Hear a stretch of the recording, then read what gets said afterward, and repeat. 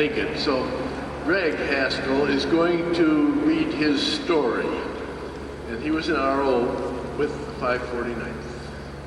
Okay, Gregg? He hasn't had any practice at reading this before either, but he'll do a good job. Thank you, Richard. This is by Norman Drake of the 549th NightFighter Squadron.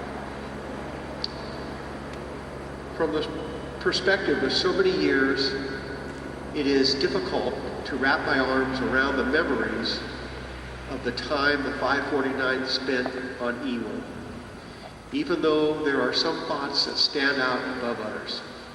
Even so, there are some thoughts that stand out above others. First, I believe, are the memories of the people I flew with. The people that kept our aircraft flying under difficult conditions, and all the others that I worked and lived with.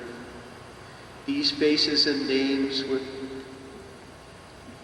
are with me always, even with so many like Joe Payne, our commander, Bob Thumb, my pilot, being long gone.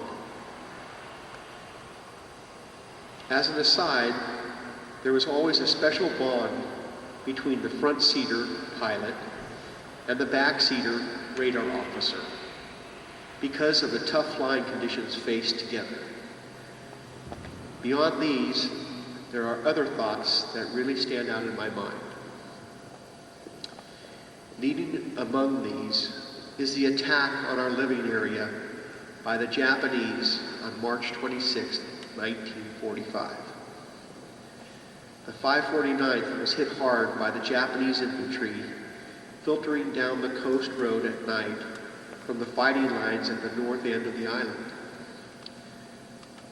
We were hit hard among the other units, a P-51 fighter group, for example, that suffered heavier casualties than we. My first recollection of what transpired is the sound of footsteps of men walking through our area in the volcanic soil of Iwo. It was a very distinctive sound, not like any other, but loud enough to wake me from a sleep on my good old Army cot. I dropped off right away, only to wake again shortly thereafter to the sounds of hand grenades exploding close at hand. By then, it was dig in time and do your best in the dark. Our people did well in responding to the sneak attack. They gave a good account of themselves fighting off the attackers in our area, but we lost heavily in killed and wounded. Some of our best people went down that night. The next occurred shortly after March 26th, nightmare. The next occurred shortly after the March 26th nightmare. Bob Thumb and I were not scheduled to fly, but were on standby this night, mid-April or so. At 2 or 3 in the morning, we awakened and were told to get ready to fly because of the loss of our combat air patrol aircraft flown by Lieutenant Nagel and his crew. They had descended from their patrol altitude to look at some lights coming from a Jap-held rock off the island about 40 miles or so north of Iwo. During the descent, they disappeared from the ground radar and were not responding by radio. Bob and I got airborne at daybreak and headed north. Approaching the objective at low altitude, we headed around to the north side of the island, found an oil slick indicative of a crashed aircraft, and overflew a boatload of Japanese headed out for a look. We lined up for a strafing pass or two shooting at the boat and the shoreline.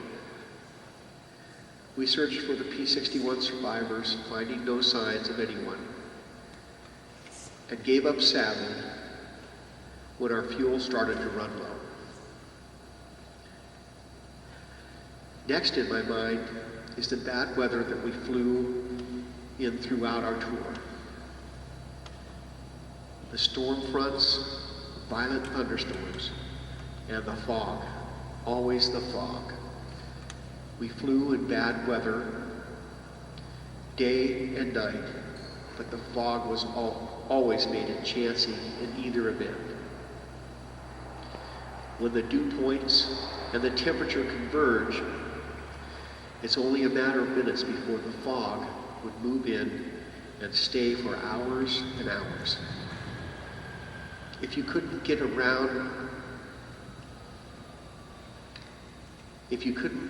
the ground in a hurry, the nearest airfield was 600 to 800 miles away at Saipan. Bad news.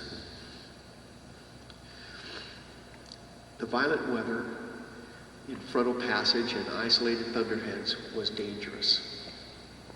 A number of P-51s on a long-range mission to Japan were lost on one fatal flight.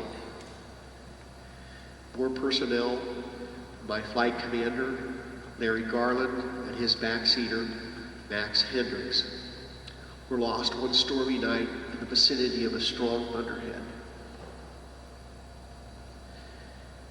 However, my memories of Iwo are not all flying and fighting. In our off hours, we played softball, and there were card games, it seems now like every day. Poker and pinochle were the primary games of choice. For poker, there were 2 tables, one at the high rollers and one for the nickel and dimers. I personally was a nickel and dimer. Conversely, with pinochle, I was a high roller in a revolving game with crews dropping out to fly and others joining depending on the flight alert schedules. Books were kept and we settled up on payday. Some, like Don Giel, our flight surgeon, were more welcome than others because they had a pigeon reputation. Speaking of Doc Giel,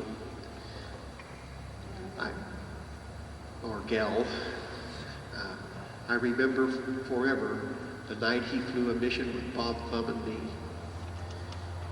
It was a black night with no lights anywhere, no stars or moon to show the horizon. I was flying inside a black ball and scary. It was like flying inside of a black ball and scary, I guess, to neophytes. In any event, Doc kept seeing things on our wings and announcing so on the intercom in a loud voice. Made Bob and me so jumpy that we were happy to get back on the ground with our cap when our cap was over. Overall, I guess, my memories of Iwo for the most part, has to do with toughness. It took tough fighting to win the island from the Japanese. Flying was tough because of the weather conditions, and living was tough at best. We were the end of the supply line. From a career standpoint, the air defense lessons I learned on Iwo were used to good advantage in my subsequent Air Force service. I was recalled to active duty from the reserve status in early 1951, just after graduation from engineering school. My assignments for the next 15 years had to do with air defense units and engineering flight tests of interceptor aircraft. These aircraft included the F-89, several models, the F-86D, the F-94C, the F-102, the F-106, the F-104, and finally the F-12. In 1963, I was signed to the F-12 SR-71 Test Force at Edwards Air Force Base. My assignment as Chief Air Force Engineer for the test force led to test flights at high speed and high altitude, and the award of the Mach 3 pin by Kelly Johnson of Lockheed. So I completed the siege of Iwo to Mach 3.